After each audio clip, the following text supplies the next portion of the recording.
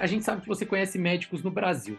Então, assim, em relação ao poder de compra seu, você acha que um médico aí, no exterior, na França, no geral, ele tem o mesmo poder de compra que o médico Não, brasileiro? É maior ou menor? O que você acha?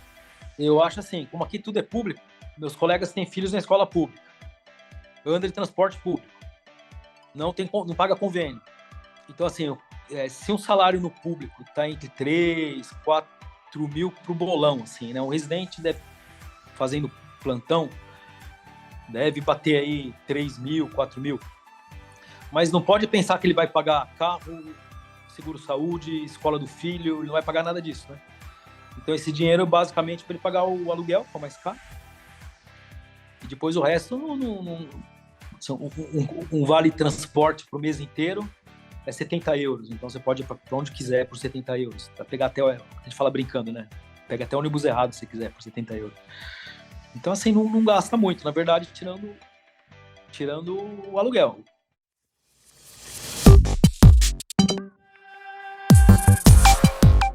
Fala pessoal, bem-vindos ao terceiro episódio do Saúde pelo Mundo, o podcast aqui do HackMed.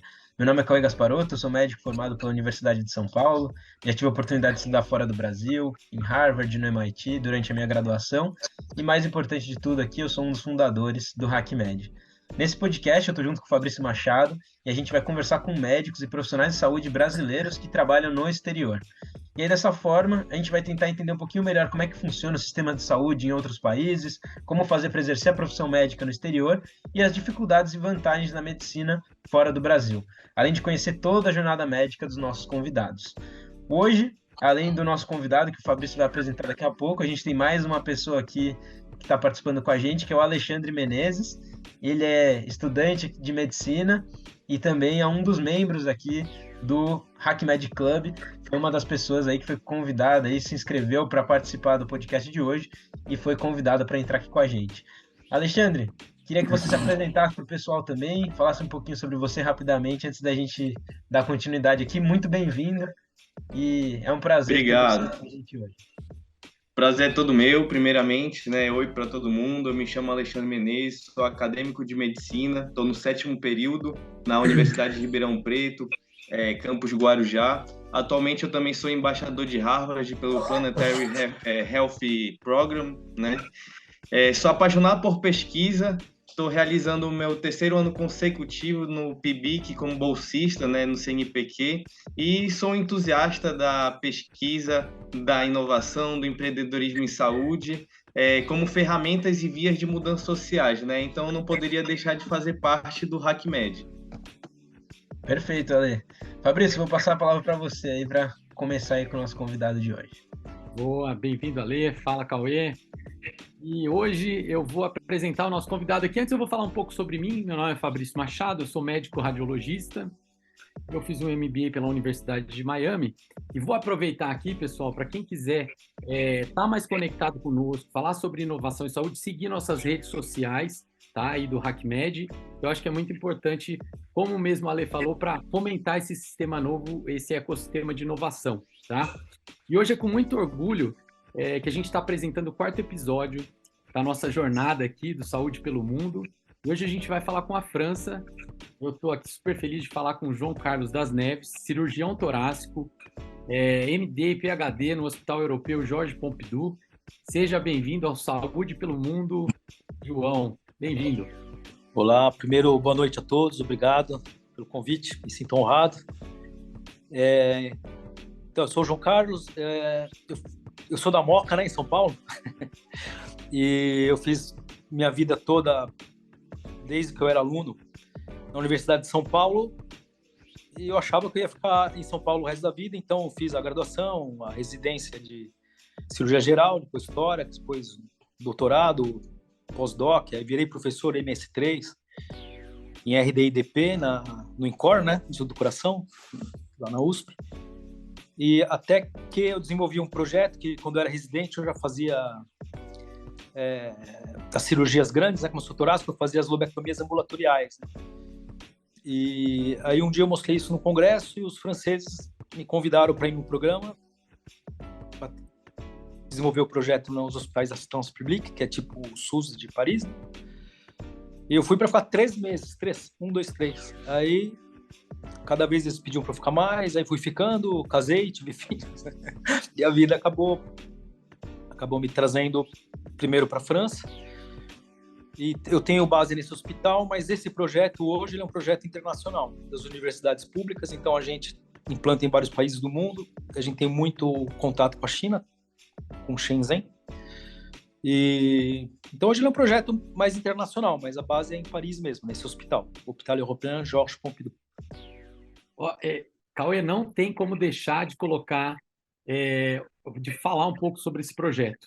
Esse projeto, para mim, quando você me contou, João, claro, brevemente, ele para mim tem tudo a ver com sustentabilidade da medicina. E eu queria que você falasse sobre esse projeto. A gente sabe que hoje a saúde ela está entrando num contexto que não dá para se pagar pela saúde mais por causa dos gastos com infraestrutura, né? A gente sabe que a variação do custo médico hospitalar é aí a chamada inflação médica, que os economistas não gostam, né? A gente fala, ela está só aumentando. E quando você fala que você faz uma lobectomia, para quem não sabe o que é lobectomia, é tirar um pedaço lá do pulmão, um lobo do pulmão, via ambulatorial e não no hospital, você está tornando esse sistema mais sustentável.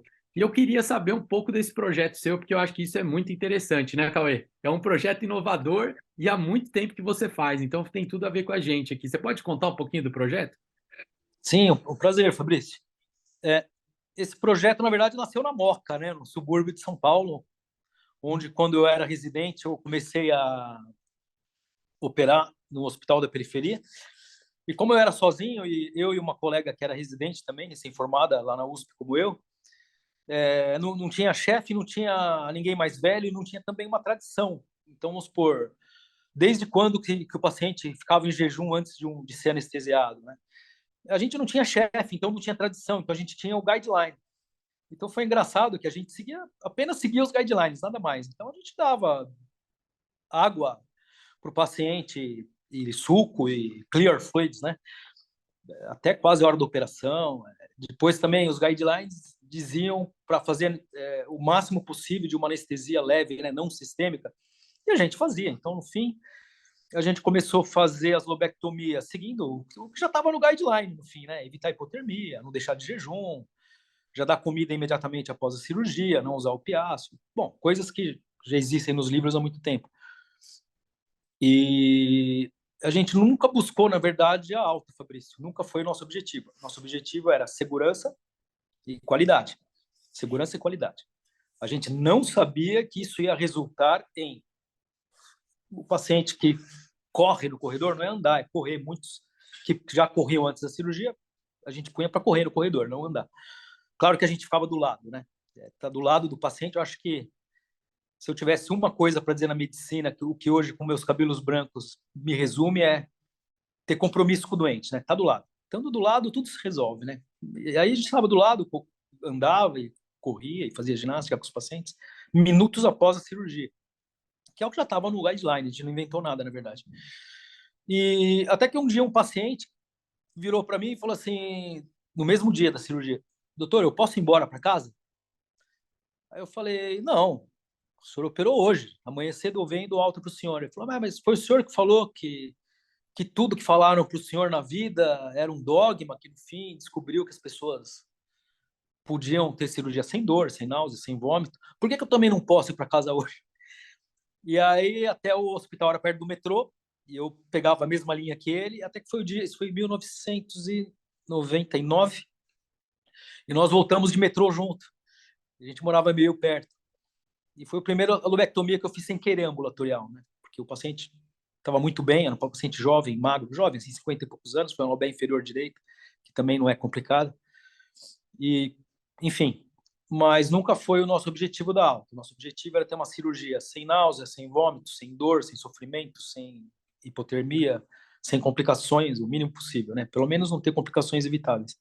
Só que isso, sem querer, começou a fazer com os pacientes que comem arroz e feijão, correm, estão vestidos, vão ao banheiro, que eles quisessem ir embora. Então, eles começaram a ir embora, aqueles que podiam, isso na década de 90. E até que, hoje em dia, a gente continua não focando na alta, mas sim na qualidade e na segurança e a gente descobriu, inclusive um CEO de uma grande fonte pagadora brasileira, veio a Paris, fez o curso conosco e ele calculou que eles economizariam 73% do que se investia numa lobectomia. Em vez de investir 100 euros, investiriam 27 e economizariam 73. É mais ou menos o que a gente tem aqui. Não é o nosso objetivo também economizar dinheiro, mas, como você falou, hoje em dia isso acaba sendo vital. E com esse dinheiro que economiza, porque a gente não faz coisas que não devia, né? No fim, a gente reinveste em, por exemplo, em mais físio, a gente tem uma cadeira de massagem por paciente no hospital, tem uma bicicleta por paciente, bicicleta ergométrica, né? Então, o projeto nasceu para melhorar a segurança e a qualidade, mas no fim, sem querer, ele diminui custo. A gente não precisa mais de quarto, né? Porque o paciente que é operado de manhã, não da tarde, lógico, da tarde dorme no hospital, mas o da manhã, da lobectomia, se ele estiver bem, se não tiver, se tiver tudo certo, se ele quiser ir para casa, ele pode. Isso foi interessante que até para os pacientes que não podem ir para casa por algum motivo, não podem ou porque não querem, por motivos não médicos, que já tem critérios de alta, a gente fez espaços de bem-estar no hospital, onde o paciente fica e ele faz ginástica. Então, esse projeto nasceu nada mais, nada menos de duas coisas. Uma, ficar do lado do paciente, né, ter compromisso. E aí, quem está do lado descobre as coisas, né, porque vê as coisas. Aí vem a inovação, que não é bem uma inovação, né? A inovação foi pôr em prática o que já está nos guidelines, né? Mas eu acho, sabe o que eu acho, João? Que não só foi uma inovação, como foi uma baita de uma inovação.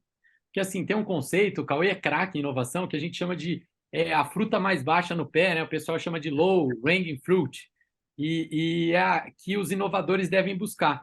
E quando você busca uma inovação que essa fruta não estava mais baixa, ela já estava caída no chão, porque já estava nos guidelines, e você pega uma coisa que ninguém está olhando e consegue acertar nos dois no trade-off, na verdade, da saúde, que é qualidade e custo, cara, eu acho que é o sinônimo de inovação que você fez. Eu achei muito legal, por isso que até trouxe aqui para o. A gente pode depois falar mais sobre o assunto e eu vou querer conhecer melhor. A gente até comentei e a gente pode depois bater um papo sobre isso, que é muito interessante. Parabéns, viu, João? Parabéns. Obrigado. Aí está o sentido de inovar. Cauizão, você. Cara, exatamente, eu concordo 100%. É o famoso VUJAD, né? Como que ninguém nunca pensou nisso antes? Depois que alguém começa a fazer, você fala, putz, cara, era claro que deveria ser feito, mas até alguém fazer, as pessoas não conseguem enxergar. Eu acho que é exatamente isso que o Fabrício trouxe é uma inovação por si só, assim.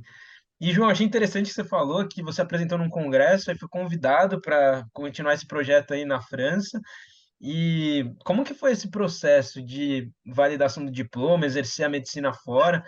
Como você foi convidado? Você já podia atuar como médico ou você teve que passar por um processo de treinamento? Como é que foi esse passo a passo aí até você conseguir exercer a medicina na França mesmo? Cauê, como eu falei que eu sou meio velho já, né? Isso foi no começo do ano 2000, foi 2003. Então, não existiam algumas leis que existem hoje na Europa. Então, eu lembro, se eu não me engano, em 2003, eu lembro de alguém me ligando e que tinham... Eu estava um dia em Lisboa, porque meu pai é português e minha mãe é italiana, né? Eu estava em Lisboa, na frente do Mosteiro dos Jerônimos, quando os políticos europeus estavam lá para assinar o tal do Tratado de Lisboa, que a partir desse tratado, que estava há bastante tempo já no processo de vir aqui para a Europa, esse tratado ele mudou muito a lei. Então, quando eu vim, existiam acordos entre um país europeu e um país terceiro. Hoje em dia, depois do Tratado de Lisboa, não existe mais isso. Então, o que eu vou contar é uma coisa que já não existe mais. Mas, só para resumir, antigamente era muito fácil, porque alguém te convidava e você ia para o hospital e o acordo era bilateral. Então, assim, o próprio chefe do serviço ele podia julgar se você ia trabalhar lá ou não. Não precisava da tal da equivalência, que hoje precisa. Então, eu me beneficiei de uma coisa antiga, que era os chefes de serviço iam na Sciences Publique e falavam, ó, eu quero esse projeto, eu quero esse cirurgião, aí ele via você operando umas vezes, e ele mesmo te liberava para operar no serviço dele. Coisa que hoje é impensável, né? Hoje, os colegas que vêm, eles contam que eles têm que passar por um processo administrativo que passa por Bruxelas, né? Tudo. Em qualquer país, tem muita gente vindo para Portugal, Espanha e Itália, né? E França também. E eles todos passam por um processo de equivalência que passam por leis europeias, leis que vêm de Bruxelas. Mas se você for, até João, se você for médico na França, você pode exercer a medicina em Portugal? Boa pergunta, Cauê, porque a palavra ser médico envolve várias nuances, né? Por exemplo, apesar da União Europeia ser uma, na França ninguém é médico sem ser especialista também. Então, por exemplo, eu não posso ser bacharel em medicina e cuidar de paciente, eu tenho que ser especialista. Então, já em Portugal, eu acho que você pode ser bacharel em medicina e, por exemplo, fazer algumas funções, eu não sei quais exatamente, mas pode. Então, ser médico depende. Então, ser médico, por exemplo, em Portugal, bacharel de medicina, não dá para fazer nada na França, porque teria que validar a especialidade, que é outro assunto, são duas coisas muito diferentes. Um ser médico e outro ser especialista. Tem países que só pode exercer a medicina se fizer os dois. Tá. E na países França que não. E na França, Na França se eu quiser ser médico na França, eu sou radiologista. Eu preciso tem que ser radiologista. Validar meu diploma médico e depois Isso. validar meu diploma, minha especialização em radiologia. Na verdade, Fabrício, na França até tem parte boa e parte ruim, né? Porque você tem que validar direto de radiologista. Você já vai de médico junto. Tá. É tudo de uma vez só. Então, assim, essa é a parte boa. A parte ruim é que, por exemplo, se você quisesse validar o de médico, como em alguns países, e depois trabalhar um pouquinho e ver se você gosta, para depois fazer a especialidade, às vezes tem países que pode fazer isso. Aqui na França, não. Você teria que fazer já de radiologista. Tá. Boa. E assim, quando você saiu do Brasil, né? Você falou que aconteceu isso, né? Você não tinha esse propósito, não foi uma coisa muito planejada. Mas assim, quando você saiu, qual que era a sua expectativa da França? Você achava que ia ficar aí, achava que não? Qual era a expectativa? Não, eu ia vir implantar o projeto e voltar, porque eu já fazia isso no interior de São Paulo. Eu tinha um amigo meu que era físico. Eu nunca dirigi, nunca gostei de dirigir carro. Então, ele tinha cadeira de massagem, de físico, e tinha o carro, né? Então, ele me levava para cima e para baixo pelas cidades do interior, a gente foi implantando o projeto. E eu achei que fosse ser a mesma coisa, né? Que a gente fosse chegar no hospital, achar um binômio cirurgião anestesista que quisessem fazer, e faríamos. E aí a gente pegava o carro, punha a cadeira de massagem dele, né? Que ele fazia fisioterapia. E a gente voltava. Ele era de Campinas, né? Ele ia para Campinas e me deixava em São Paulo. Eu achei que fosse ser igual. Mas, no fim, o hospital, como você disse, Fabrício, eles viram uma coisa a mais. Porque eu e meu chefe, que é cirurgião, e o anestesista, que era um alemão, a gente via a parte do paciente, que não tinha complicações evitáveis, né? A gente não deixava de jejum sem precisar, a gente não dava antibiótico sem precisar, a gente não fazia anestesia geral se não precisasse. A gente fez muita lobectomia com anestesia local. Então, agora, a administração do hospital viu 73% de economia, viu a alta precoce, viu sobrar leitos no hospital. Tivemos um problema sério, Fabrício, porque como não usava mais o leito, o nosso serviço perdeu alguns leitos e inclusive verba, porque a gente não usava, né? Então, a gente tinha um problema, que era ter leito e não ter paciente.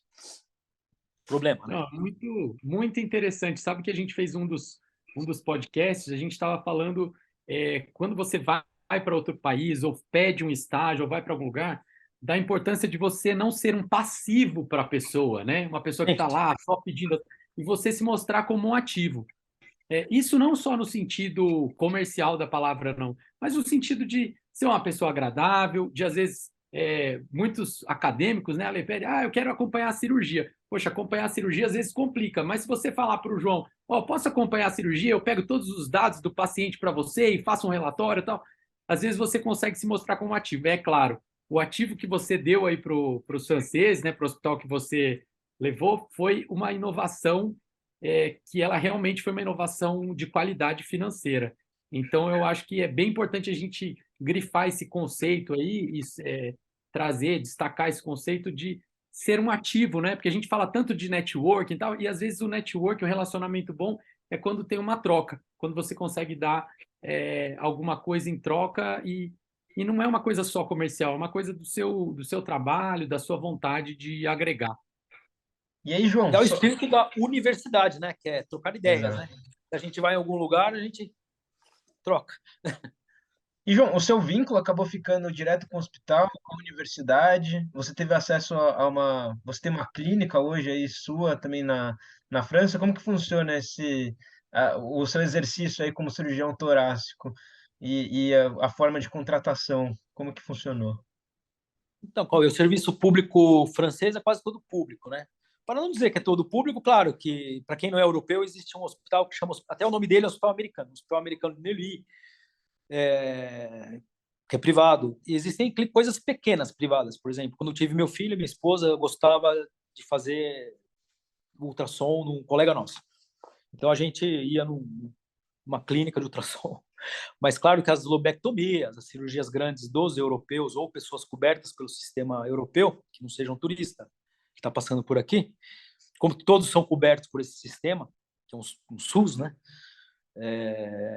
As pessoas acabam fazendo as cirurgias grandes, ou UTI, se alguém for para UTI, coisas mais graves acaba tratando no público.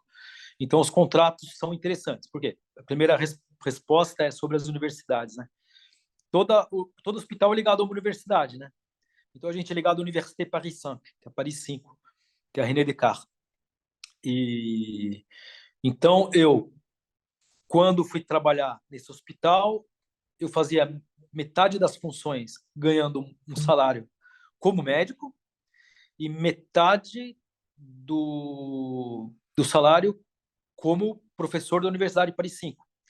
Então, os alunos da Paris 5 vinham no hospital, a gente ensinava as coisas no hospital, mas o vínculo era desde o começo com a Paris 5, que é o hospital, que é a universidade do hospital. Então, Ou são seja, contratos públicos. você tem uma posição como um funcionário público. Sim, exatamente. Um funcionário público do hospital, e se der aula, você tem com a universidade. João, me conta, é coisa rápida, essa pergunta vai assim, horário seu, que horas começa, que horas termina? Assim, eu gosto de chegar mais cedo porque eu tenho esse projeto, né? Então eu vou lá ver como estão os pacientes, mas as pessoas que não fazem nada extra, se chegar por volta das 7, 8, tá bom demais no centro cirúrgico. Claro que você Tá. vai ver os pacientes do dia anterior, chega um pouquinho mais cedo. E tem bloco operatório, se você não tiver você de cobertura, né? Ficar todo dia fica de cobertura, mas se não tiver, talvez para 6, 7 da tarde você já esteja livre. Aí passa na enfermaria, dá uma olhadinha nos pacientes, 7h30, tá? Geralmente o pessoal já tá indo para casa. João, assim, e quais as dificuldades, você que viveu sempre no Brasil, da Moca e tal, quais as dificuldades aí para morar na França, cara? E como que você superou essas dificuldades? Ou se não tem dificuldades, né? As dificuldades. Eu acho que hoje em dia, para quem vier, que é diferente da minha época, que era mais fácil, eu acho que a dificuldade vai ser só a burocracia mesmo, porque no fim você ganha um salário que você consegue viver tranquilamente, sem se preocupar. E tem aquela dificuldade de toda mudança. Talvez se eu for para outra cidade brasileira, a pessoa também vai ter que achar casa, vai ter que abrir conta no banco. Eu acho que não tem grandes dificuldades, tirando a burocracia dos diplomas hoje em dia, né? Porque assim, hoje em dia você aluga uma casa pela internet, abre uma conta. O banco hoje em dia você pode usar uma conta de qualquer lugar do mundo. Eu acho que não é difícil. Acho que difícil é mesmo. Se alguém quer vir para a Europa hoje em dia, tem que pensar em vir com o diploma validado. E não chegar assim, eu vou e vou ver o que vai dar, né? Já olhe como valida. Saiba Sim. como valida, se programe para validar e só venha validado no país que quer. Por exemplo, se quer ir para um país que valida só a medicina, isso interessa para a pessoa, então já veja tudo. Eu não aconselho vir para depois ver no que dá, né? Porque não existe mais contratos como antigamente. E a questão do idioma, João? Você tem que saber falar francês, o pessoal aceita bem o inglês, como que é essa parte aí do idioma? Na verdade, os franceses falam bastante inglês, mas é aquele inglês francês, né? Que é um sotaque forte, tudo, mas devagarzinho. No começo eu não falava muito bem. Quando eu me apertava, eu falava inglês e a gente acabava se entendendo. Eu acho que E aí, assim, hoje não em dia tem você a fala, preocupação de falar bem. hoje em dia você aprendeu tranquilo a falar o inglês, o francês tranquilamente, ou teve É que mais uma dificuldade com o idioma? esse ano dá 20 anos que eu tô aqui, então assim, tá mais tranquilo. Mas no começo eu confesso que eu tinha uma certa dificuldade e me virava às vezes com inglês. Até era engraçado que às vezes eu falava a palavra em inglês e a palavra era a mesma em francês, né? Só muda um pouco o sotaque, né? Então, no fim, eu descobri que era mais fácil do que eu pensava, no fim. E o Perfeito. francês é como toda pessoa no mundo. Você falar bom dia, por favor, ele sempre tem uma boa vontade, né? Então, assim, o que não pode, claro, como em lugar do mundo, é não falar bom dia, não falar por favor, porque aí a má vontade se instala e acabou. Né?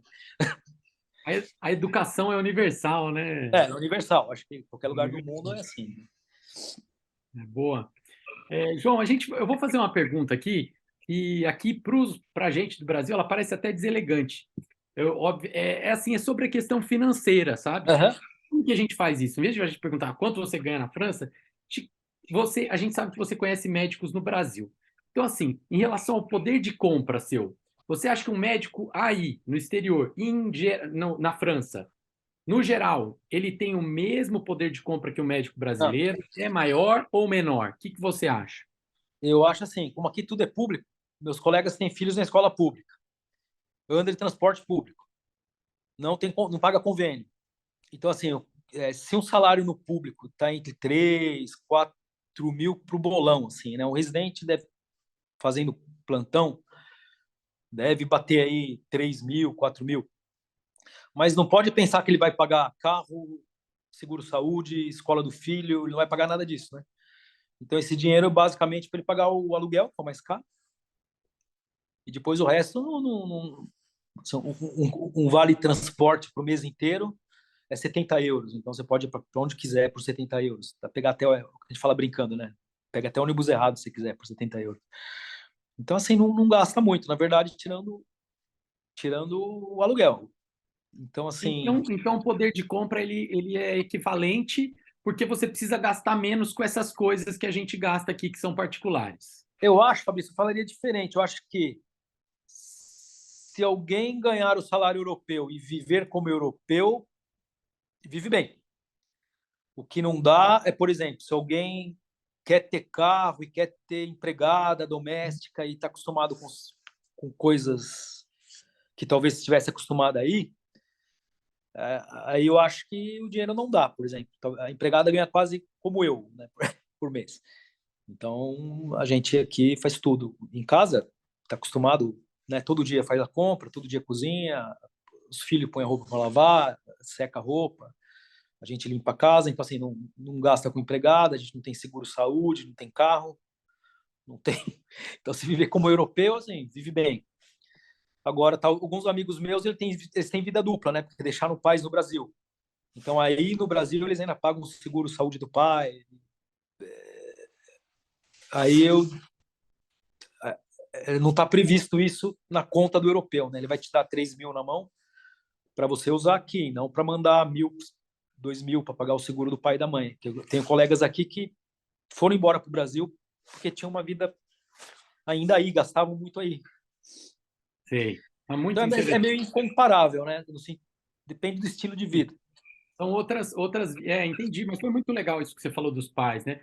Essa assimetria de vida, ela acaba impedindo que a pessoa, e é uma coisa que tem que se considerar. O Saúde pelo Mundo, ele tem esse objetivo, né, de mostrar para as pessoas que querem também alguns senões, né, igual esse. E o Ale é nosso convidado, ele levantou a mão. Ale, você quer fazer uma... Eu ia fazer uma pergunta em relação à qualidade de vida lá mesmo, né? Se eu não me engano, a França é onde tem a taxa tributária mais alta na Europa, né? Mas a gente vê que, então, pela sua fala, né, isso é devolvido pro cidadão, né? isso realmente funciona? As pessoas aí gostam do sistema, têm essa qualidade de vida que dizem mesmo? Esse imposto tão alto que pagam é realmente retornado para o cidadão? É ali, né? Eu vi o vídeo. Ale, sabe o que acontece? Acho que as pessoas, quando não conhecem certas realidades, por exemplo, talvez um francês de Paris nunca viveu numa periferia de uma cidade grande da América Latina, né? Então ele vai achar o hospital uma porcaria, ele vai reclamar de tudo, mas para gente que viu a realidade, vamos supor, eu sou de São Paulo, periferia de São Paulo, quem já trabalhou no hospital da periferia de São Paulo, eu não reclamaria muito dos hospitais franceses. Claro que, por exemplo, às vezes eles reclamam, eu quero um quarto sozinho, né? E aí eles ficam muito bravos se não tiver um quarto sozinho. Um dia eu vi um senhor reclamar que ele queria ser operado na semana seguinte. E a semana seguinte já estava completo para câncer, né? Claro que cirurgia eletiva de coisas benignas demora mais. Mas ele reclamou que não foi a semana seguinte. Então, claro que eles acabam reclamando porque eles querem manter um certo nível. Mas, assim, por exemplo, eu tenho tudo. Quando eu cheguei em São Paulo, eu trabalhava em hospitais de grife, assim, porque eu ajudava meus professores da USP e tal. Quando eu cheguei na França, por exemplo, eu tinha uma ótica que chamava Camaleão, né? Que era uma ótica que a gente já tinha no SUS na França, já tinha um robô, e nos hospitais de grife em São Paulo ainda não tinha essa ótica nem esse robô. Só que o francês ainda assim reclama. Eu tinha coisas que eu não tinha nos hospitais de grife top de São Paulo. Mas o francês vai reclamar sempre. Então, assim, o parâmetro de eles reclamarem não é muito parâmetro, né? Agora, Entendi. que o serviço público retorna, eu vou dar uns exemplos. Assim, eu não tenho carro, então eu, eu pego o trem, pego o metrô, pego a bicicleta pública. E eles trocaram os trens. Por exemplo, eu estou implantando um projeto numa cidade aqui do lado, que chama Argenteuil. Então eu demoro assim uns 15 minutos de um trem de subúrbio. Eles trocaram os trens de subúrbio. O trem de subúrbio agora, que vai para Argenteuil, e outros também, eles têm cromoterapia no teto. Então você viaja assim muito de manhãzinha, ele vai mudando a cor. Então assim, tem isso é no trem público. E você vai sentado, com Wi-Fi, tem carregador de, de, de, de chave USB. Então assim, esse é o serviço público. Eu quero eu grampeio o pulmão, né? Os grampeadores de pulmão. Eu pego quantos eu quiser. Claro que eu não vou desperdiçar, mas assim, eu não tenho um limite material das coisas, né? O quarto é o quarto só de um doente. Nesse hospital que eu tô, claro, tem hospitais que não são assim. A gente quis comprar bicicleta, uma para cada paciente, comprou. Então, assim, é um hospital público, um transporte público, a escola pública também, são coisas que eu diria que funciona. Entendi. E fazendo o link agora, como o médico recebe aí, né? E como o sistema funciona, porque por alto tem um amigo que já morou aí na França, né? Ele estava me explicando que tem dois sistemas, né? Tem um Carte Vital e tem um Mutuale, né? Que aí seria um complemento que é como se funcionasse o que o outro não banca, né? Mas diferente daqui do Brasil, aí também da banca os remédios, né?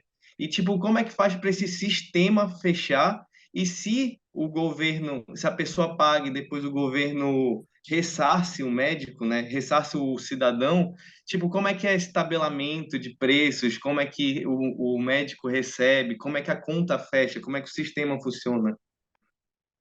Ali, na farmácia, quando eu vou, na prática, você tem a cartinha verde, você, até ela está aqui, você pega, passa essa carta verde, e, via de regra, você não paga os remédios que estão prescritos. A não ser que você queira uma vitamina, assim, um complemento, alguma coisa, mas remédio mesmo você não paga, né? Eles estão, vamos supor, se tiver diabetes ou hipertensão, você não vai pagar. Você vai na farmácia, você passa a carta verde, que é a carta da Segurança Social e do SUS, né?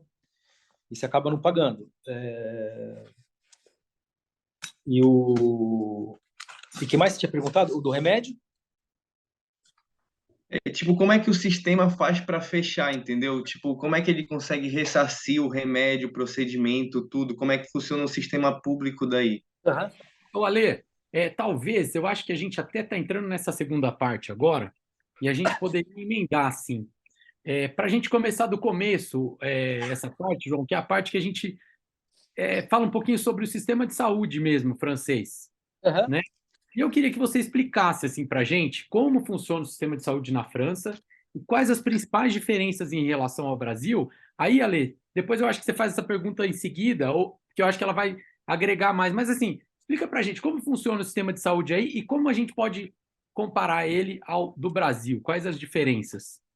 Eu, eu, eu acho, Fabrício, que até a ideia do SUS é muito melhor que do sistema francês, porque o SUS, eu não conheço todos os países do mundo, obviamente, mas eu acho que dá para contar nos dedos, talvez dê para contar quais são os sistemas universais, né? Que você entra e entrou, tá coberto. Porque, como o Ale falou, né? O sistema francês ele é público, por exemplo, se é uma doença grave, é óbvio que ele é público e você não vai pagar nada. Mas algumas coisas que não são muito graves, não são doenças crônicas, você tem o terço pagante, que é payant, que você paga 30%. Então, algumas coisas, eu trabalho com câncer, então os meus pacientes nunca pagam nada, né, por definição. Mas tem coisas menores que o paciente paga 30%. Então, é o que o Pode dar um Alexandre exemplo falou. dessas coisas menores? Uma coisa menor que o paciente não quer fazer porque ele vai pagar 30%, é que eu nunca aconteceu comigo. No meu serviço, como eu falei, é tudo câncer, mas, por exemplo, alguém vai na urgência sem ser mandado pelo SAMU, sem ser mandado pelo médico de família, ele entra sozinho na urgência, porque quis, foi andando para a urgência. E depois é nada grave, ele paga um terço. Você vai numa consulta, por exemplo, a minha esposa, lembrei, minha esposa fazia o ultrassom nesse médico que era privado. Aí passa essa cartinha, que é a cartinha do SUS, aí você enfia na maquininha. Aí o SUS paga, sei lá, 30 euros para ele. Mas a ecografia dele, ele cobra 60. Então, depois eu pego do meu bolso e dou mais 30 para ele, que é o que o Alexandre falou. Tem gente que faz o quê? Faz uma mutuelle, que é um sistema mutualista, onde você paga, sei lá, 10 euros por mês, por tipo, não vou dizer que é igual a um convênio, mas é como se, para ficar didático, é como se fosse um convênio. Mas é muito mais barato. Você paga, sei lá, 10, depende se é família, 20 euros por mês, e aí que te paga o terço pagante. Então você enfia a cartinha no médico particular, ele fala, ó, o SUS, a Santé Publique, pagou 30, mas eu quero 100. Minha filha, lembrei outra coisa, minha filha foi fazer cortar o frênulo da língua, e o pediatra, a gente gostava muito dele, era privado, a gente foi nele, ele cobrava 100 euros. Aí a gente passou a cartinha, pagou 30 e a gente deu 70 do nosso bolso para ele. Se a gente tivesse uma mutuelle, aí a mutuelle paga os 70. Ou não, depende de qual é a sua mutuelle. Sim, então seria mais ou menos, vocês têm um sistema público, ele para muitas coisas, para aquelas coisas, vamos dizer assim, com indicação tal, ele paga tudo, para aquelas que você, e que você não escolhe o médico. Para aquelas que você quer escolher o médico ou não tem indicação, existe uma coparticipação, Isso. e se você quiser não pagar essa coparticipação, você faria um convênio. Que pode te pagar, por exemplo, até pode escolher assim, eu vou pagar uma mutuelle de 8 euros, que é muito barato, que cobre só consultas até 60 euros, por exemplo. Você pode pagar uma de 10 euros que vai até 100 euros. Você pode, não sei, talvez deve ter alguma cara, eu nunca procurei, mas deve ter alguma cara que cubra coisas mais caras, eventualmente. Ale, que você acha aí? Quer complementar a pergunta? Eu não sei se respondeu a sua dúvida aí, Ale. É que eu acho muito legal, né? Porque isso inclui os remédios, né? E aí, tipo, normalmente aqui a gente tem um gasto muito alto com remédio, né? Aí a tributação do remédio é muito baixa. Então, eu acho esse sistema muito interessante, né? O que eu fico intrigado é que, tipo, como é que o sistema consegue bancar tudo isso, né? Como é que, tipo, o dinheiro também chega no médico? Então, tipo, o médico receberia pouco? Essas daí que são as minhas dúvidas sobre o sistema. Eu acho, Ale, que o médico francês, em relação à população geral francesa, ele ganha menos do que um médico brasileiro da minha época, não sei como está hoje aí, em relação à população geral, porque o salário mínimo aí deve estar por volta de R$ 1.000, né? Acho que é Eu não sei, 1.200, se eu não me engano. 1.200. 1.200, né? Eu acho que talvez os médicos devam 1.300. ganhar na média aí, não sei, estou por fora, mas Eu pelo entrei menos aqui uns no Google, R$ 5 aqui, salários mínimos. 1.380. Isso, Tá. 1.380. Então, assim, eu acho que o médico ganhar R$ 13.000 não assusta ninguém aí. Aqui, o salário de 1.700 e poucos euros, se alguém ganhar 17 mil euros, tem algo muito estranho. Ninguém ganha 17, nem o presidente da República, nem o primeiro-ministro, nem o ministro de Estado ganha 17 mil euros. Então, assim, se a minha... vamos supor, se na minha profissão, como cirurgião, se eu ganhar, sei lá, 4, o residente vai ganhar quase 2. Então, o meu professor vai ganhar 5. E o presidente vai ganhar 7. Então, assim, eu acho que o médico europeu, não vou dizer europeu, porque eu só trabalho na França, mas o médico francês, em relação à população francesa, ele ganha mais ou menos uma média um pouquinho para cima. No Brasil, eu não sei, na minha época, bom, eu saí daí já faz tempo, vai dar uns 20 anos. Eu acho que não era estranho na época o médico ganhar 10 salários mínimos, era até mais no fim, assim, na média. Não estou nem falando dos médicos que trabalham no privado puro, né? Eu acho que... Sim, saiu uma pesquisa agora sobre os salários médicos, né? E o salário ele dá quase 28 vezes o salário mínimo. Salário Isso médio. na média? Isso, na média. Não, isso é impensável aqui na Europa. A gente ganha talvez o dobro da população geral, 2 vezes. Eu posso estar errando 2 para cima ou 2 para baixo, 30 vezes ou 26 vezes a mais, tá? O salário mínimo. Mas é da ordem de dezenas, né? Não de unidades. É na ordem de dezenas. E o que é interessante, mas que a gente tem que levar em consideração, é que a gente tem um sistema... Hoje, 75% da população aqui no Brasil utiliza o SUS, 25% do sistema de saúde complementar, né? Suplementar, na verdade, não complementar, suplementar. E a gente vê que muita gente da classe médica assim, paga o convênio, né? Que é diferente. Ou tem um carro, ou tem... porque você falou aí da cromoterapia nos trens, né? Aqui, quem já andou de trem aqui em São Paulo, não sei se o Cauê andou, o Alê, mas se vocês quiserem andar de trem intermunicipal, cara, os trens são lotados, né? Você vai espremido nos trens. E isso muda muito a qualidade de vida. Então, eu acho que assim, o sistema são sistemas diferentes, são populações diferentes, né? A gente tem 200 milhões aqui, na França são quase 70 milhões de habitantes, mas é bem menor, né? O território é diferente. Isso tudo a gente tem que considerar aí na política. Cauê, alguma pergunta sobre tecnologia? Eu ia perguntar, na verdade, João, como que você vê essa questão do médico trabalhando com a parte de tecnologia? Se é algo que também existe essa cultura aí na França de avanços nessa área, desenvolvimento de soluções, até relação com startups, com novos empreendimentos. Como é que funciona essa parte aí desse mundo aí de inovação e tecnologia na França? Isso é até interessante, Cauê, porque assim, eu trabalho no projeto de um robô que trabalha com magnetos, né? A gente não fura a cavidade. A gente entra o primeiro trocar, põe a óptica, depois, por esse trocar, a gente enfia uma pinça que pega o pulmão, por exemplo, e leva num ímã, e o ímã está fora. Então, a gente mexe o ímã fora e ele afasta o pulmão. Então, muita coisa... A própria câmera, a gente consegue enfiar uma câmera e ela gruda no ímã na parede. Então, isso é feito pela universidade, o pessoal de Middlesbrough, que é uma universidade pública, Cambridge, que é uma universidade pública, a Paris 5 é uma universidade pública. Então, tem muita inovação que, na verdade, são feitas por instituições públicas, mas com apoio, por exemplo, a Siemens, a Alstom, eles ajudam a gente a fazer. Mas, na verdade, na hora que saiu o brevet, como chama? Na hora que sair a patente, ela vai talvez incluir essas universidades públicas, né? E não tem a preocupação de vender, né? Porque ela vai ser usado pela gente mesmo. Então, tem muita tecnologia que é feita pelo público, para usar no público e por pessoas que não precisam vender, porque vai ser usado ali mesmo dentro da logística do serviço. Então, tem muita inovação, mas são inovações que, no fim, acabam circulando onde se usa, né? Ela não passa por um setor comercial, de mídia, etc. A gente faz o robô e usa, e quem sabe são os pares que usam o robô, né? Porque Parece que fica tudo mais para o setor público mesmo. Existem essas soluções sendo desenvolvidas também no setor privado, isso de startups, que nem a gente tem aqui no Brasil, sim, também sim.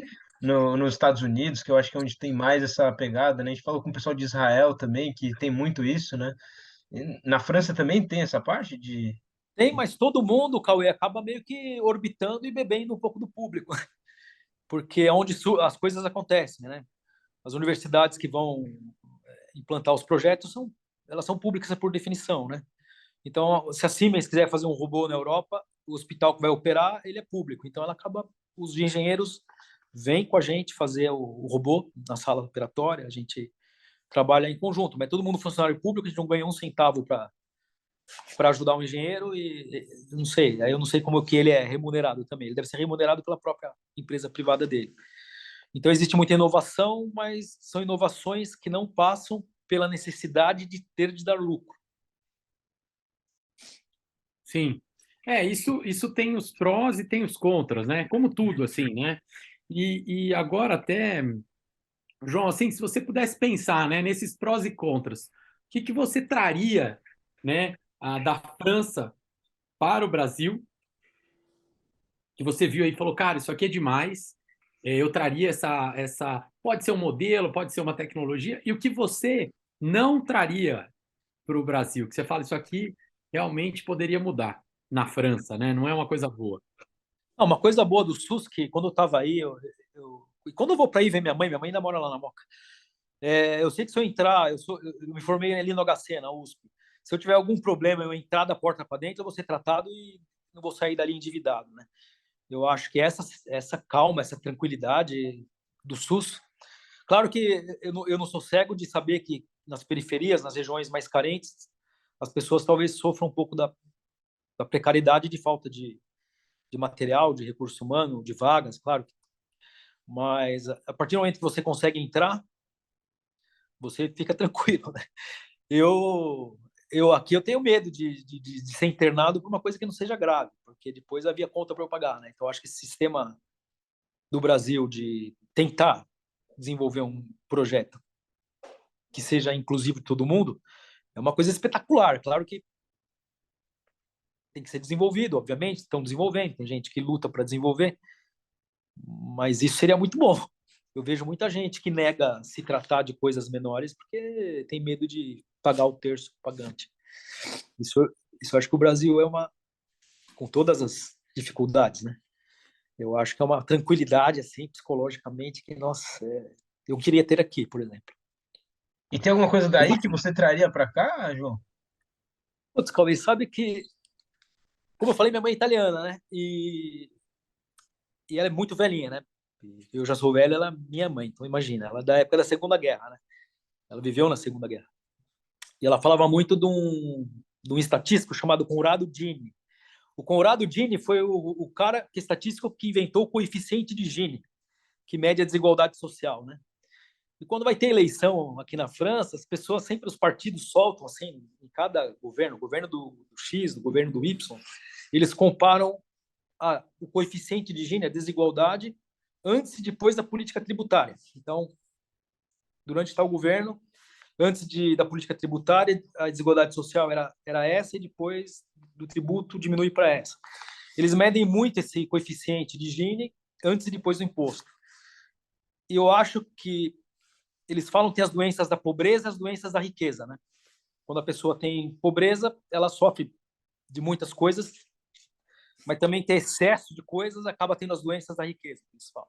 Com todas não vou entrar em detalhes filosóficos, mas eu acho que você tratar dos pacientes que todos podem comer, todos sabem ler, todos vão para casa, vão entender como que usa o remédio, você não ter alguém que está precarizado, facilita muito a vida da gente.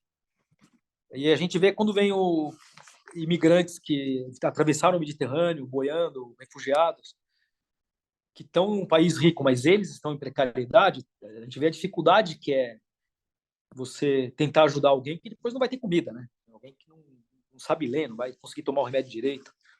Então, eu acho que para o sistema economiza muito, né? Não criar a precariedade. Eu acho que a precariedade acaba causando coisas muito caras, né? Eu lembro ainda que eu vi ainda em São Paulo, né? Não é nem assim no interior, né? Eu via câncer de colo de útero, né? Quer dizer, a gente fazia Vertimax, eu acho que não sei se faz ainda, quando eu estava na faculdade. E era uma coisa que seria resolvível com Papa Nicolau, né? Eu pensava, né? A lâmina de Papa Nicolau era vidro na época, então você podia lavar. Aí você usava um corante, né? Hematoxilina e eosina. Não sei se ainda é a mesma coisa. Quer dizer, é um exame que no público custaria, sei lá, não sei, talvez alguns centavos, né? Porque você não vai abrir um frasquinho do corante, você vai fazer 1000 testes naquele. E depois viram Vertimax, né? Quer dizer, você mutila a pessoa, pode complicar para o paciente e para a população pagar uma cirurgia desse porte, daria para fazer quantos Papa Nicolau, né? Quer dizer, uma doença que demora décadas, né, para evoluir do NIC1 até o câncer. Imagina do primeiro Papa Nicolau alterado. Aí você perguntava para a pessoa, por que a senhora não fez? A pessoa às vezes não sabia nem que existia Papa Nicolau. Então eu acho que é um exemplo só, né? Eu acho que a precariedade causa doenças que depois acabam sendo graves. Ou eu lembro que quando eu estava na residência, você pediu uma tomografia. Eu não sei se ainda é assim. Aí o paciente, tem um câncer, então vou mandar o paciente para anestesia. E demorava. Aí quando ele conseguia passar na anestesia, fazer os exames, voltava. Aí a tomo já tinha 6 meses. Aí a gente fazia mais uma tomo. Assim, aqui na Europa eu nunca vi um paciente ter 2 tomos, né? Ele vai, faz tudo, quer dizer, economiza, né? Então talvez, eu acho que esse jeito de manter a população mais ou menos dentro de um limite de que todo mundo come, todo mundo lê, todo mundo mora em casa de tijolo, todo mundo tem sapato no pé, meio que facilita tratar as pessoas, seja na escola, seja no transporte público, seja no hospital. É muito diferente você conversar com alguém que sabe o que é uma célula, sabe o que é um. Às vezes é bem mais fácil e sai mais barato também. Muito, muito bom, viu, João? Cara, você falando isso, né, Cauê, é muito legal a gente ouvir, porque às vezes o que você traria da França para o Brasil? Eu traria um robô de última geração, eu traria isso. Não, eu traria a educação, né? As pessoas sabendo qual é o risco, né, de não fazer um Papa Nicolau, de não fazer um exame preventivo, o que que aquilo gera, e gera depois de custo para o sistema. E outra coisa que você falou, além dos processos também, né, que são como os processos morosos também, eles levam à degradação do sistema de saúde. E o aspecto social, né? Querendo ou não, acho que é isso, está envolvido. Acho que às vezes a gente tem problemas de saúde que são consequência de um problema social estrutural na nossa sociedade aqui, que realmente o Brasil é muito mais desigual do que a França. E a gente tem uma população muito grande que está em uma situação de vulnerabilidade hoje, e isso é um problema que repercute na saúde também. Eu acho que é interessante essa visão, né? Talvez para a gente solucionar os problemas de saúde, a gente também tem que olhar para os problemas sociais, educacionais e, enfim, uma visão mais ampla dos problemas da sociedade mesmo. Mas, Ale, você sabe que quando eu trabalhava na pediatria, na residência, no internato, perdão, que em francês internato quer dizer residência, mas enfim, o internato brasileiro. No internato, a gente passava na urgência da pediatria ou no internamento, e você sabe que às vezes a criança tinha verme, né? Aí você prescrevia um remédio antiverme e ele ia tomar com água não tratada, quer dizer, ele ia tomar o remédio de verme com água com ovo de verme, né? Assim, aí você pensava, né? Como é que trata isso, né? Eu lembro que tinha uma colega nossa que ela era alemã e ela falou, eu perguntei, o que você veio fazer aqui no Brasil, né? Que legal, por que você veio aqui? Ela falou assim, que eu quero ver Kwashiorkor e marasmo. Aí eu não sabia se eu ficava orgulhoso que ela veio aprender uma coisa lá na USP ou se, puxa, mas ela veio aqui aprender a ver criança com fome, né? E aí você prescreve o quê para a mãe? Você fala assim, só tem que dar comida para criança. São problemas gerados que a medicina não vai resolver, né? Levar comida ou água tratada, quer dizer, a medicina não vai resolver. Problemas que não deviam existir mais, né? Ale, deixa eu te falar, tem alguma pergunta? A gente está finalizando o nosso bloco de perguntas. Tenho sim. Eu acho que eu tenho que cumprir meu papel aqui. Eu acho que é minha obrigação como acadêmico fazer uma pergunta mais direcionada para essa ótica, né? A gente sabe que tem muitos acadêmicos de medicina aqui assistindo. E eu queria te perguntar, João, se tu pudesse voltar agora falar contigo mais novo, ou falar com um acadêmico hoje que quer chegar onde tu chegou, ir para onde tu tá, qual seria o conselho que tu daria? Qual encaminhamento para essa pessoa fazer? Ale, você sabe que eu falo todo dia para os residentes isso, para os internos, eu falo isso para meus filhos também. Eu acho que tem uma coisa que a gente quer, não sou médico, né? Mas na medicina também não foge a regra, né? Você ser apaixonado pelo doente é a única regra, né? Porque eu vejo que muita coisa que as pessoas não veem, passam assim do lado da solução e não veem, é porque a pessoa não está comprometida, né? Não está com o doente, né? Ela tem mil coisas na cabeça, por exemplo, vou dar um exemplo, né? Às vezes a pessoa precisa operar em vários hospitais diferentes, ela opera um doente e vai embora. Pega o carro, vai para outro prédio, em outro hospital, em outra cidade, às vezes. E não fica do lado do doente, né? Então, compromisso com o doente, quer ter tempo com o doente, né? Olhar no olho, pegar na mão, conversar. No fim do dia, quando eu chegava na faculdade, como eu morava longe, né? Não tinha o metrô ainda nas clínicas, né? Era difícil chegar na Moca, né? Então, o que eu fazia? Eu dormia lá no hospital. Então, eu pegava uma cadeira e eu comprava aqueles Current, não sei se ainda existe, que tinha Current de clínica, Current de cirurgia, era uma coleçãozinha americana. Então, eu passava na gastro, aí eu comprava o Current de gastro. Aí eu tinha aquele enfermaria do colo, né? Aí eu ia sentando assim, de noite, né? Entrava no quarto, ia de paciente para paciente, conversava. Então, eu acho que se eu tivesse uma coisa que eu acho que muda tudo na vida, e a medicina não é exceção, é o compromisso, né? Curtir o paciente, né? Querer estar do lado do seu José, da Dona Maria, né? Querer ajudar, querer participar da vida deles, né? E isso muda completamente, né? Isso, compromisso, né? Porque a palavra amor é meio piegas, né? Porque a gente usa ela para um monte de coisa, né? Mas é compromisso, né? Ter compromisso. Eu tô com o paciente, eu quero fazer tudo que eu posso fazer por ele. Isso só é possível se a gente realmente escutar o paciente, encostar no paciente, ter tempo para ficar com o paciente. Então, acho que a palavra eu resumiria assim, né? Quer dizer, é gostar de paciente, né? Ter compromisso. O resto vem. Eu vou falar, João, e a Lê, né? Essa dica é uma dica preciosa, viu? Porque, embora o João esteja falando e pareça para algumas pessoas meio óbvio, a gente vê que muita gente não gosta de conversar com o paciente, não gosta do paciente, não gosta e está ali fazendo medicina. E isso alguma hora pega a gente, né? Alguma hora vai pegar. Quem não gosta de conversar, quem não gosta de... Vai pegar porque aquilo vai te demandar. Então, eu acho que isso é uma coisa que todo mundo que é médico, que curte a medicina, igual a mim, ao Cauê, ou a Lê vai ser um desses caras, com certeza, a gente tem prazer de conversar com as pessoas, entender os problemas, entender, ter uma empatia comedida, aquela empatia que você consegue ajudar o paciente mesmo assim. Então, acho que é uma dica preciosa. E uma coisa E que eu acho que eu sinto também, Fabrício, não sei se tem essa percepção, me parece às vezes que conforme a gente vai ficando mais experiente, mais velho dentro do modelo hoje de educação, parece que a gente vai esquecendo essas coisas, né? Algo que no começo da faculdade, quando a gente entra, parece que às vezes a gente tem que sempre estar lembrando isso, porque eu vejo muito acontecer, conforme a gente vai ficando mais experiente, o pessoal mais velho vai ficando um pouco menos, mais frio, talvez, nesse sentido, né? E é algo que a gente não pode perder realmente. Às vezes eu sinto isso, de comparando, né? Como eu vejo alguns colegas meus que agora estão na residência, como a gente era quando a gente entrou na faculdade. Acho que a gente tem que tomar esse cuidado de não esquecer o porquê que a gente escolheu esse caminho. E, enfim, acho que realmente uma dica valiosa aí, João. e vai ficar muito mais fácil, né, João? Essa paixão, como ela facilita o nosso caminho na medicina. Ela facilita muito. Você gostar do paciente, você entender que não é porque você está há 10 anos operando que ainda você não tem que falar assim, não dá para aquele paciente sentir dor, não dá para a gente achar normal um paciente sentir dor, um paciente sentir um desconforto que você possa melhorar. Então, eu acho que é por aí.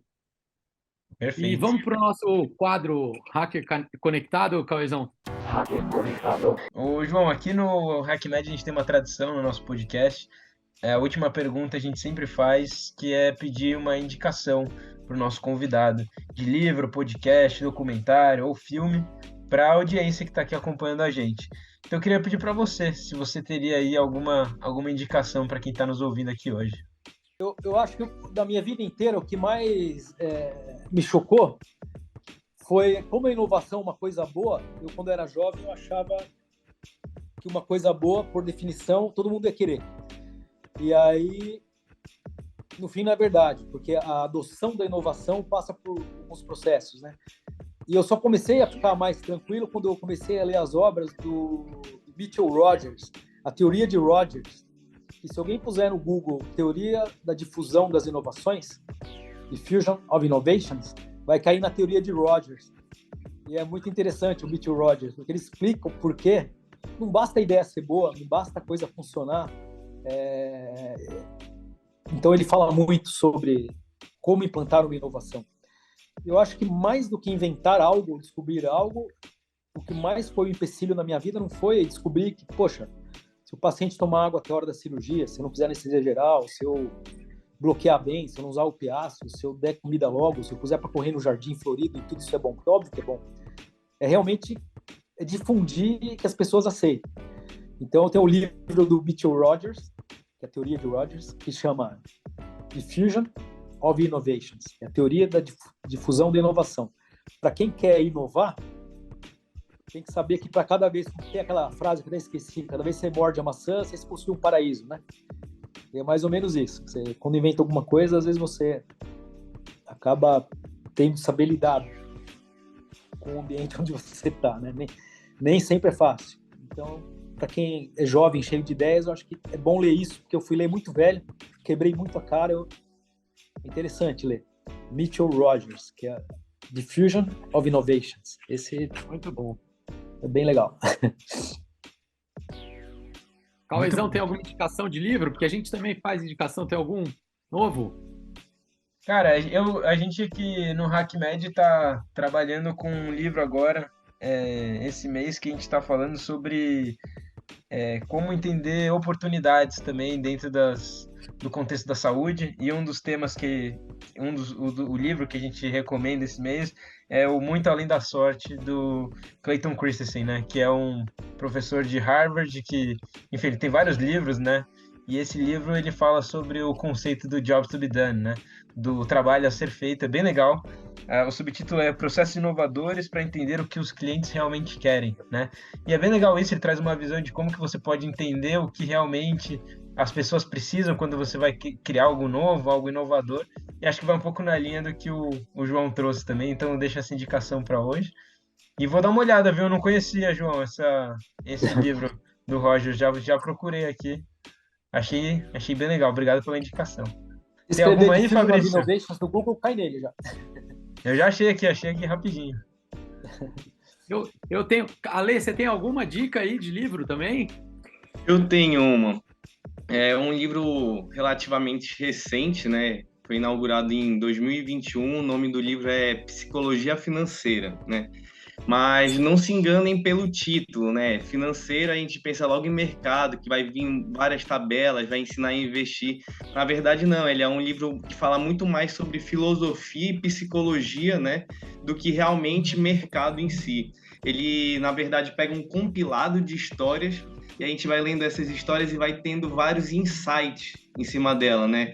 O autor do livro é o Morgan Housel, né?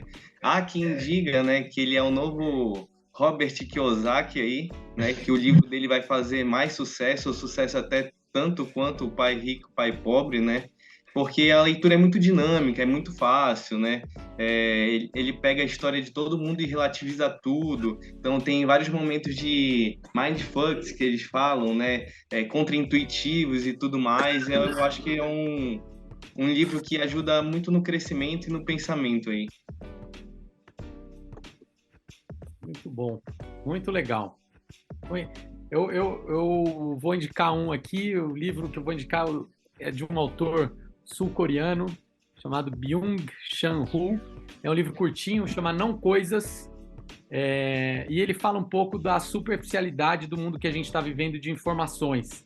A gente está inundado de informações, mas num mundo ainda muito superficial, que ele chama do mundo das não coisas, né?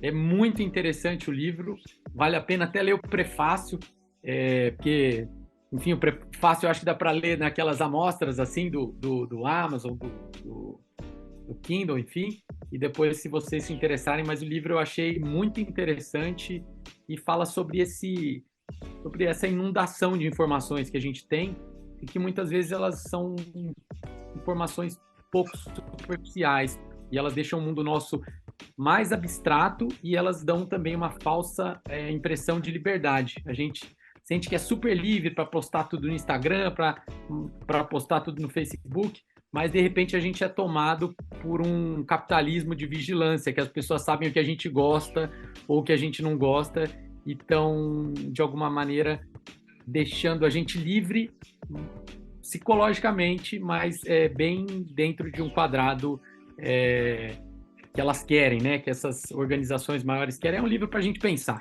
Mas essa é minha indicação, Não Coisas, do Byung-Chul Han, esse sul-coreano que hoje está morando na Alemanha, professor de filosofia. Muito bom. Eu acho que assim a gente encerra o episódio de hoje. Fabrício, Alexandre, João, muito obrigado por estarem aí com a gente. Foi um prazer bater esse papo. Obrigado. E acho que é isso. Obrigado, João, aí pelo seu tempo. É um prazer. E a gente a gente volta a conversar com você para entender mais ainda sobre todo o seu projeto aí. Muito obrigado. Cauezão, obrigado por participar comigo, como sempre, né? Nós dois aqui. Ale, super convidado, suas perguntas foram muito boas e obrigado. E a nossa discussão. E vamos lá, vamos exercer a medicina com muita paixão aí, que a gente não sabe todas as soluções, mas essa a gente tem certeza que é necessária. Abraço, pessoal. E eu queria aproveitar, Fabrício, só falando aqui, se o pessoal que está escutando a gente gostaria também de participar aqui dos nossos podcasts, fazer parte aqui do HackMed, depois dá uma olhadinha no nosso site do HackMed Club para entender como fazer parte aí da nossa comunidade. E quem sabe aí ser o próximo convidado a participar aqui com a gente, entrevistando aqui no nosso capítulo do Saúde pelo Mundo. Valeu, super pessoal. Recomendo. Valeu. Obrigado, viu? Tchau, tchau. Tamo junto. Valeu. Até a próxima.